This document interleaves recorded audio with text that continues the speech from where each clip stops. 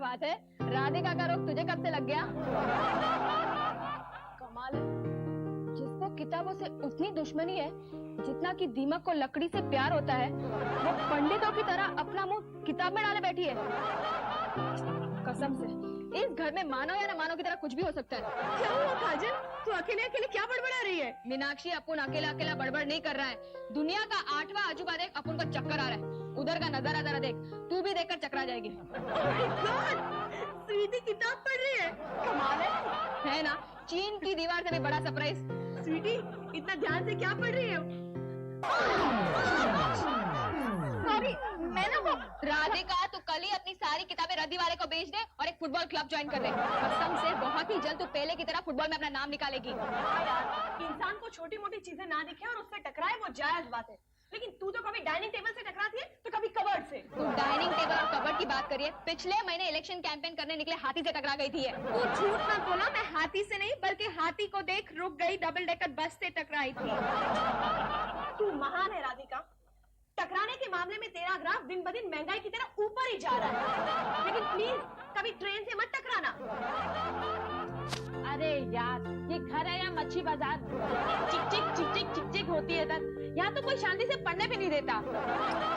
स्वीटी देवी, अब आपने मौन भंग किया ही है तो हमें इतना बताने का कष्ट करेंगे कि इतने ध्यान से आप क्या पढ़ रही हैं? जाने देना मीनाक्षी, ये तेरे काम की बात नहीं है, तुझे कुछ समझ में नहीं आएगा।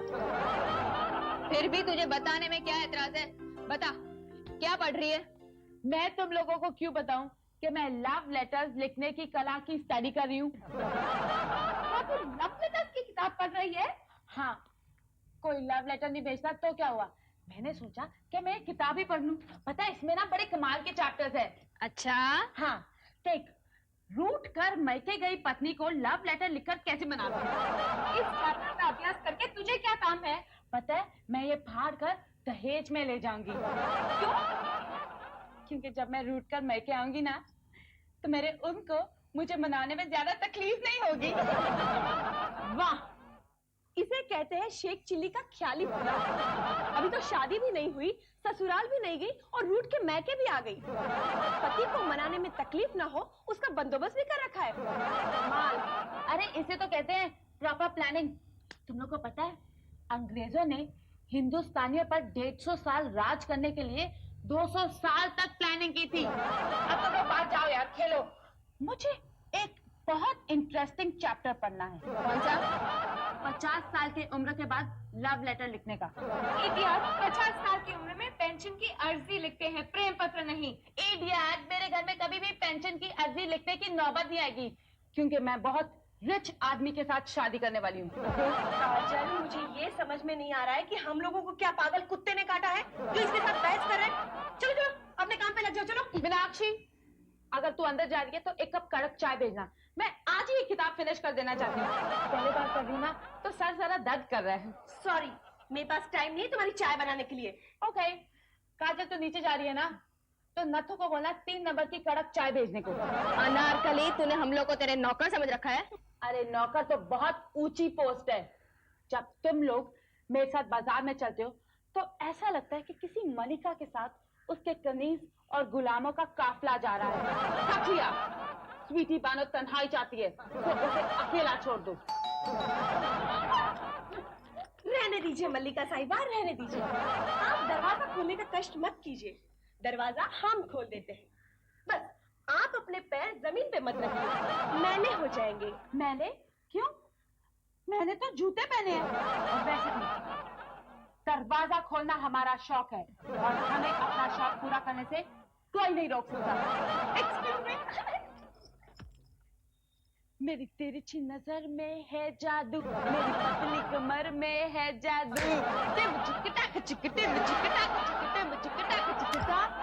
जादू है मेरी बातों में, मेरी बाली उम्र में है जादू, मेरी गली में घर में है जादू। टिम चिकटाक चिकटिम चिकटाक चिकटिम चिकटाक चिकटा। प्रणाम। जीती रहो मेरी बबली, मेरी शिष्य, मेरी चेली, मेरी बच्ची। कैसी है तू रे? बस गुरु माया, आपकी दी हुई सलाहों पर ही मैं चल रही हूँ और सुर के समंदर में डुबकियां लगा रही हूँ। इसे कहते हैं किस्मत की बलिहारी। तुम मेरी सलाह मानकर सुखी सुखी है और मैं दुखी दुखी। ऐसा ही होता है, हर महान चीज को दुख का दरिया पार करना ही पड़ता है। देखो ना, सोने को गहना बनने से पहले तपना पड़ता है और हीरे को तपना पड़ता है। इम्प्रूव हो गई है तू, तुझे भी मेरी तरह फिलॉसफी जानने की आदत पड़ गई है। मगर बबली, मैं इतनी तप गई हूँ कि बस पिघलना बाकी रह गया है और इतनी कट गई हूँ कि मेरे नाम का कट पीस सेंटर खुल सकता है। ऐसे कौन सा दुख का पहाड़ टूट पड़ा है आप पर? इस दुनिया में 4 ही तो दुख है, आम आदमी के लिए रोटी कपड़ा और मकान, और स्वीटी के लिए पति की तलाश। अभी अब तो हमारी स्वीटी की शादी एक नेशनल इश्यू बन गया है। बिल्कुल ठीक कहा मेरी बहनों ने। बबली, जब से मैं जवान हुई हूँ दिल्ली में 2-2 बार गवर्नमेंट बदल चुके हैं, लेकिन मेरी प्रॉब्लम कश्मीर की समस्या की तरह है, जो की त्यों। तो समझ लो आपका प्रॉब्लम सॉल्व हो गया। बाबली, चुटकी बजा के नींद उड़ाई जा सकती है, पति नहीं मिलते। अच्छा, आपको भी पति चाहिए? अरे नहीं बबली, हमारी स्वीटी की शादी हो जाए तो फिर हमें अपना घर बसने जितना ही आनंद होगा। ए मीनाक्षी, कहीं तुम लोग मेरे पति को द्रौपदी का मेल वर्जन तो नहीं बनाना चाहते कि पांचों के पांचों बहनें उसके लिए करवा चौथ करे? ओए चुप कर, जो मुंह में बकती रहती है। ए बबली, तू मेरे शादी के बारे में कोई वार्तालाप कर रही थी ना? हाँ, मेरी सास ऋषिकेश से एक महात्मा की खबर लाई है। क्या ऋषिकेश मुखर्जी ने फिल्में बनाना बंद कर दिया जो महात्मा सप्लाई का काम शुरू किया? नहीं, ऋषिकेश एक जगह का नाम है। अच्छा, ऐसी भी कोई जगह है, लेकिन उसका नाम ऋषिकेश क्यों है? शायद ऋषि कपूर का बाल मुंडन वहाँ हुआ होगा, इसलिए उस जगह का नाम ऋषिकेश रख दिया होगा। वाह बबली, तेरा भी क्या लॉजिक है। अगर ऋषि कपूर ये सुनेगा ना तो अपने बाल कटवाना छोड़ हिप्पी बन जाएगा। वो आरके फिल्म्स की प्रॉब्लम है, ओके? हम लोग अपनी फिक्र करते हैं। बबली, तू मुझे एक बात बता, ये जो महात्मा है वो क्या हस्बैंड कोऑर्डिनेटर का भी काम करते हैं? ये हस्बैंड कोऑर्डिनेटर क्या होता है? अरे यार, कोई इसको कुछ समझाओ ना। जैसे मॉडल कोऑर्डिनेटर होता है, आर्टिस्ट कोऑर्डिनेटर होता है, वैसे ही हस्बैंड कोऑर्डिनेटर भी होता है, ओके? नहीं, ऐसा कुछ भी नहीं है। ये महात्मा जी तो बहुत बड़े चमत्कारी पुरुष है, जो लोगों की बीमारियां दूर कर देते हैं, जादू टोने का तोड़ निकालते हैं, गरीब को धनवान बनाते हैं, निस्संतान को संतान और कुंवारियों को पति दिलाते हैं। बबली, मुझे जल्दी से मिला दे। मैं ना पहले ही फुर्सत में एक अच्छा सा लड़का बुक करवा के रखती हूँ। वो इतना इजी नहीं है, उन्हें बाकायदा यहाँ इनवाइट करना पड़ता है, फिर उनकी सेवा चाकरी करनी पड़ती है, फिर कहीं जाकर वो प्रसन्न होते हैं और आशीर्वाद दे देते हैं। कोई प्रॉब्लम नहीं है, तू मुझे उनका फोन नंबर दे, मैं उन्हें इनवाइट कर लेती हूँ। नहीं, वो बहुत बड़े महात्मा है, अपना स्थान यहाँ से वहाँ बदलते ही रहते हैं। ओह, समझ गई, उनके पास मोबाइल फोन है। उनके पास ऐसा कुछ भी नहीं है। मगर तूने तो कहा था वो बहुत बड़े महात्मा है और उनके पास एक मोबाइल फोन नहीं है। अब वो सादगी में जीते हैं। अच्छा, तो वो सस्ते में पड़ जाएंगे। वेरी गुड बबली, तू ना जल्दी से उनका एड्रेस ढूंढ के रख, मैं उन्हें घर में इनवाइट करना चाहती हूँ। इनवाइट करना चाहती हूँ? ए इडियट, पहले मम्मी डैडी को तो पूछ ले। क्यों? मैं मम्मी डैडी को क्यों पूछूं? वो मुझसे कुछ पूछते हैं क्या? वो लोग तेरे से क्या पूछेंगे? तो मैं उनसे क्यों पूछूं? अरे डैडी को सेकंड शादी करने के टाइम मुझसे सलाह मशवरा करना चाहिए था, उन्होंने किया? नहीं किया ना, तो मैं उनसे क्यों करूं? और वैसे भी मैं फर्स्ट शादी कर रही हूँ और डैडी का बोझ हल्का कर रही हूँ, है ना? जाने दो यार, इससे बहस करने में ना वो कहावत वाला किस्सा है कि अंधे के आगे रोना और अपने भी नैन खोना। इसलिए मैं तेरे आगे कभी नहीं रोती। चुप कर। बबली, तू जाके उस महात्मा का एड्रेस पता कर। तब तक मैं सोचती हूँ कि उससे क्या क्या फायदे उठाए जा सकते हैं। और बहनों, तुम लोग भी अपना दुख दूर करने का चांस ले लो। बहती गंगा में डुबकी लगाना ना सही, एटलीस्ट हाथ तो धो सकते हैं। ये कितने अनार यहाँ, कितने बीमारियां, ये दिल में किस किस को दूं? हर एक लड़का मुझ पे है मरता, मैं सबके दिल में रहूं। क्योंकि मेरा डांस भी सेक्सी, मेरा गाना भी सेक्सी, मेरे डैडी भी सेक्सी। चाबुन लगा दूंगा एक। इतना नाच गाना हो गया? हाँ। अंदर जाऊं? यस डैडी, बिंदास जाइए, अपना ही घर समझिए। देख, हाँ, कौन आया है? मम्मी, आपके मम्मी के दामाद, आप मेरे पति के ससुर जी आए हैं। डैडी बोलने नहीं आता? ये कौन आ गया? देख, वो समझी नहीं। ओह, आप आए हैं? आप भी बकती रहती है। कैसा उल्लू बनाया mummy? But you have no common sense. अरे आपकी मम्मी के दामाद तो डैडी होंगे ना, और मेरे पति के ससुर जी भी। मगर वो सास के मामले में ना बड़ा लकी होगा, उसे 2-2 सासों की लग्जरी मिलेगी, पता है? बहन जी, सास लग्जरी नहीं होती, लायबिलिटी होती है। और इसमें 2-2 हो तो क्या होता है, अपने बाप से पूछो। क्या तुम्हें मेरी माँ लाइबिलिटी लगती है? मैंने तुम्हारी माँ को लायबिलिटी नहीं कहा। अरे मेरी माँ ने भी तुमसे क्या मांगा है? हर बार आई है, कुछ देकर ही गई है। क्या दिया है तुम्हारी माँ ने मुझे? अरे मेरी जैसी छुई मुई सी बेटी दे दी, ये क्या काम था? छुई मुई। देखो मेरी माँ ने क्या दिया है, वो गिनाऊंगी ना तो तुम्हारे पैरों तले जमीन खिसक जाएगी। Now I'm safe. ये ऊपर क्यों चढ़ी है? डैडी, अगर आपके पैरों के नीचे से जमीन खिसकेगी तो मैं भी तो नीचे घुस जाऊंगी ना। हे भगवान, आते ही फंस गया। अरे बेवकूफ लोगों, जरा सोचो, पूरे दिन का थका हारा आदमी घर पे आया है, उसे जरा पानी पिलाओ, चैन की सांस लेने दो। अभी आए नहीं कि वेस्ट इंडीज की बॉलर की तरह बाउंसर पे बाउंसर मारना शुरू कर दिया। ले लो, जितनी सांसें लेनी है ले लो। फिर मुझे आपके साथ एक बहुत इंपॉर्टेंट मैटर पे मीटिंग करनी है। देखो, ये तेरा इंपॉर्टेंट मैटर मुझे अच्छी तरह से मालूम है, और मुझे तेरे साथ इस मामले में बिल्कुल डिस्कशन नहीं करना है। क्यों नहीं करना है? मेरी मर्जी। मम्मी, संभालो अपने पति परमेश्वर को, उनके लक्षण कुछ ठीक नहीं नजर आते। उम्र तो हो गई है देवानंद जैसी, और झटके लेते हैं गोविंदा जैसे। मेरी मर्जी। चुप कर। तेरी बेवकूफ बातें सुनने से इनकार किया तो लक्षण बिगड़ गए। तुझे शर्म नहीं आती अपने बाप के खिलाफ बातें करते हुए? बीना, जरा अंदर आओ, मेरे कपड़े कहाँ हैं? जाओ, आपका बुलावा आया है। आपके पति ने आपको बेडरूम में बुलाया है। मगर जाके कह देना, स्वीटी सब कुछ समझती है, खामखा कपड़े का बहाना ना बनाए।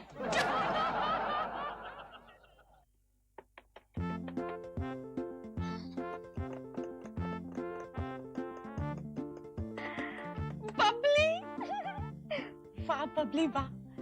जिस दिन मैंने तुझे अपना शिष्य बनाया था ना, मुझे पता था मेरी ट्रेनिंग के बाद तेरे हाथों बड़े बड़े कारनामे अंजाम लेंगे। बबली बस तू ना मेरी शादी इस महात्मा के थ्रू करवा दे। मैं ना तुझे एक ऐसा गुरु मंत्र दूंगी जिससे अक्ल वालों की दुनिया में तेरा नाम इज्जत से लिया जाएगा।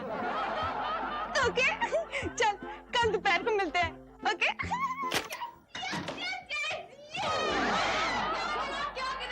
कुछ नहीं, बेवकूफी का पोटला गिरा। चिकनी पलंग पर ऐसे क्यों कूदती है जैसे स्विमिंग पूल में छलांग मारी हो? किसी का दांत ना टूट जाता तो टूटते रहना। अरे डेंटिस्ट के भी बाल बचे होते हैं, ओके? और ऐसा कोई जरूरी नहीं है कि टूटे हुए दांतों में वो अपनी रोजी रोटी ढूंढे। मेरे जैसे खूबसूरत चेहरे भी उनके सामने आने चाहिए। ठीक है, लेकिन ये बता कि तू किस खुशी में उछली थी? अरे पता है मीनाक्षी, महात्मा जी का पता चल गया है। कौन से महात्मा? ओह माय गॉड, लगता है इसके आंख और कान की तरह इसकी याददाश्त भी कमजोर होती जा रही है। कल तो बबली ने तुझे बताया था। चीख मत। अच्छा वो, अब उनका क्या है? मीनाक्षी, पता है वो ना कल हमारे घर पे आ रहे हैं, और कुछ दिनों के बाद मैं ये गाना गाऊंगी, बाबुल मेरा नेहर छूट ना जाए। और तू और राधिका जल के राख हो जाओगे, राख। इस स्वीटी को तो दिलवाले दुल्हनिया बना के ले गए, और काजल और छोटी खुश हो जाएंगे कि अब हमारा चांस है। लगाम दे स्वीटी, अपने सपनों की घोड़ा गाड़ी को लगाम दे। तू फिर बोली? तुझे कितने बार समझाया, बीच में मत बोला कर। अरे यार, गाड़ी को लगाम नहीं देते, ब्रेक मारते, ब्रेक। वो सब तो ठीक है, लेकिन मैं तुझे एक मशवरा देती हूँ कि ये जो तेरे साधु महात्मा आने वाले ना, उनकी खबर मम्मी डैडी को पहले दे देना। हाँ, पता चले वो महात्मा जी अपने दरवाजे पर आकर खड़े रहे और डैड ने माफ करो बोल के उनको हका दिया। वो तो हो ही नहीं सकता ना, क्योंकि इस घर में साधु आए या शैतान, उससे सबसे पहले मुझसे मिलना है, क्योंकि दरवाजा तो मुझे ही खोलना है। फिर भी तो बता दे मम्मी को कल सुबह। कल सुबह क्यों? पता ना, तो मैं अभी जाके बताती हूँ। अरे यार अभी क्यों जा रही है, खामखा उन लोग की नींद बिगाड़ेगी।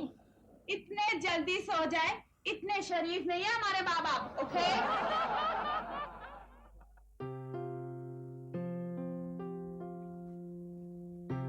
क्या बात है? अभी तक सोए नहीं? नहीं, मैं सोच रहा हूँ। क्या? मैं सोच रहा हूँ कि अब लड़कियों की एक एक करके शादी कर देनी पड़ेगी। आपने तो मेरे मुंह की बात छीन ली। मगर मजबूरी ये है, मीनाक्षी को मर्दों से नफरत है और राधिका, उसको किताबों से प्यार है। अब इन दो को छोड़ के तीसरी को तो शादी के मंडप पे नहीं बिठा सकते ना, वरना वो तो कल बैठ जाए। मैं तो सोचता हूँ कि पहली, दूसरी, तीसरी की फिक्र छोड़ के जिसकी शादी पहले हो उसकी शादी कर देनी चाहिए। आजकल जिंदगी का कोई भरोसा नहीं है। अगर कल मुझे कुछ हो गया तो आपको मेरी कसम, आज ऐसी बात नहीं कहना। कैसे समझा? हाँ? मैं तो यूं ही मजाक कर रहा था। अब कौन है इस वक्त? अब हम हैं इस वक्त। बोलते हैं ग्रहण के वक्त सांप का निकलना। मैं सुन रहा हूँ, तू ही निपट ले इससे। क्या है स्वीटी? अंदर आ जा। सॉरी, मैंने आप लोगों को डिस्टर्ब तो नहीं किया? डैडी, सोने की एक्टिंग मत करो। भाई जाग रही हो और हस्बैंड सो जाए, ये दुनिया के किसी भी बेडरूम में मुमकिन नहीं। क्या बात है, बोल। डैडी कहते हैं कि जवान बेटी के माँ बाप की नींद हराम हो जाती है। यहाँ तो बेटी ने खुद अपनी नींद हराम कर दी है, आपका बोझ हल्का करने के लिए। वो भी आपसे बर्दाश्त नहीं होता। मैं सिर्फ ये कहना चाहती हूँ कि कल हमारे घर में ऋषिकेश से एक बहुत बड़े महात्मा आने वाले हैं। मेरे घर में? अरे तुम लोग क्या कम महान हो जो महात्मा को बुला लिया? वो मुझे नहीं पता, लेकिन मैं उनसे एक अच्छे वर्ग के लिए आशीर्वाद मांगने वाली हूँ। इसलिए आप लोगों का फर्ज बनता है उनका ख्याल रखे, उनकी सेवा करे। Okay, good night. सुन लिया? दुनिया भर की मुसीबतों का पंगा लिया, अब महात्मा आ रहे हैं। आने दीजिए ना। क्या आने दोगे? क्यों अपना खून जला रहे हो? अरे खून जलाऊं तो क्या बोलूं? जब आएंगे तो देखा जाएगा ना। क्या देखा जाएगा? सो जाओ, अरे क्या सो जाओ? सो जाओ। देख राधिका, तू उनके सामने चलना फिरना जरा कम करना। खामखा लोगों से टकराएगी और चीजें तोड़ेगी, और वो महात्मा को लगेगा कि वो किसी म्यूनिसिपालिटी के डिमोलिशन डिपार्टमेंट में आ गए हैं। मीनाक्षी हम लोग के काम करते हैं, जैसे मेरी शादी की प्रॉब्लम सॉल्व होती है ना, हम लोग इसके हाथ पैर की प्रॉब्लम उनके सामने रख देते हैं। और डैड, आप भी उस महात्मा से गाड़ी बंगले का आशीर्वाद ले लेना, ताकि बाकी की बची उम्र में आपको दवाई बेचने के लिए डॉक्टर का मुंह ना देखना पड़े। देखा, ये महात्मा फहात्मा ओझे सोझे को मैं मानता नहीं। हाँ, ये स्वीटी ने फितूर चलाया, इसलिए मैं हिस्सा लेने को तैयार हो गया हूँ इस नाटक में। हाँ हाँ, हाँ। आप तो पहले से ही नास्तिक हो, इसलिए तो हमेशा दुखी रहते हो। दुखी? आ गया ना! मेरे भैया का खवैया, मेरा प्लेन का पायलट महात्मा आ गया। फंस गई मुश्किल में भूतों की महफिल में मैं, एक स्वीटी अकेली। ओ भूत राजा, तुम मारे धुम्मा, जल्दी से जा जा, तुम मारे धुम्मा। ओ आइए आइए आइए। अलख निरंजन। ये निरंजन अंकल का घर नहीं है, ये तो आनंद माथुर का घर है। अरे बाप रे, ये तो बांगड़ू महाराज है।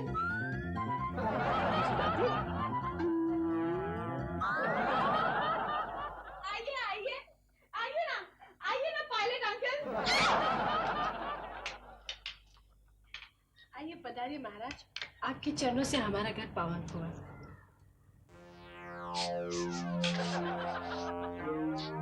ओए, इसको क्या हो गया? पुलिस के कुत्ते की तरह क्या सूंघ रहा है? महाराज, स्थान ग्रहण कीजिए और कहिए क्या पियेंगे आप? कुछ नहीं। देखा, तुम लोग कहते थे ना कि महात्मा लोग ठग होते हैं, पैसे ऐंठने के चक्कर में होते हैं। यहाँ तो फ्री फंड में सर्विस हो रही है। चुप कर। महाराज जी, इसकी बातों का बुरा मत मानिएगा। हाँ, ये हटेली है। आप बोलिए, आप क्या खाएंगे पिएंगे? सब बंदोबस्त हो गया है। बच्चा, इस घर का जल भी हमारे लिए हराम है। क्यों महाराज? क्योंकि इस घर में किसी प्रेतात्मा का निवास है। हाँ ये सच्ची बात है। यानी कि आप जानते हैं? हैं? नहीं नहीं नहीं, मेरा मतलब है कि ये बात सच्ची नहीं हो सकती। मैं नहीं इस बात को मानता। हाँ, हमें तो कभी ऐसा नहीं लगा। हाँ तो क्या मैं झूठ बोल रहा हूँ? वो हम लोग को नहीं पता, लेकिन झूठ बोलने से कौवा काटता है, ऐसा बॉबी पिक्चर में कहा है। मैं ये साबित कर सकता हूँ कि इस घर में एक आत्मा है और वो इस घर की किसी एक व्यक्ति को सताकर मजा ले रही है। यहाँ आत्मा है, करो साबित। उसके लिए यज्ञ करना होगा। और उसके लिए पैसे देने पड़ेंगे, है ना? नहीं, हम लक्ष्मी को तो छूते तक नहीं। छूना भी मत। आपको पता है लक्ष्मी आंटी का हस्बैंड अनिल अंकल बहुत खतरनाक है। हाँ महाराज, कुछ भी कीजिए, यज्ञ कीजिए, पूजा कीजिए, लेकिन मेरी इस गुरु मैया की शादी हो ऐसा कुछ कीजिए। जब तक वो आत्मा यहाँ है हम दूसरा कोई कार्य नहीं कर सकते। तो आत्मा को दूर करने यज्ञ शुरू कर दीजिए। उसके लिए अमावस्या की रात ही शुभ मुहूर्त है और आपके नसीब अच्छे हैं कि परसों ही अमावस्या है। हम परसों रात यहाँ आएंगे, लेकिन उससे पहले कुछ सामग्री मंगवानी पड़ेगी जिसकी लिस्ट हम भेज देंगे इस बालिका के हाथ। महाराज, इसका नाम बालिका नहीं बबली है। तो आनंद बाबू तैयार रहिएगा, परसों एक पुण्यात्मा और एक प्रेतात्मा के बीच की टक्कर देखेंगे आप। आँख निरंजन, आँख निरंजन, आँख निरंजन।